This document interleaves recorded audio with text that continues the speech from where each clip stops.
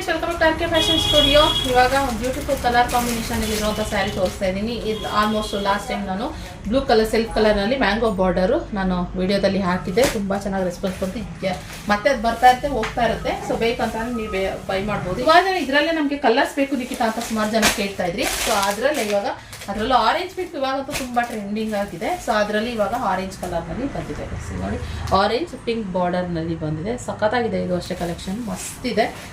ನೋಡೋಕ್ಕೆ ನೀವು ಬಾರ್ಡರ್ ನೋಡ್ಬೋದು. ಬಾರ್ಡರ್ ತುಂಬ ಚೆನ್ನಾಗಿ ಬಂದಿದೆ.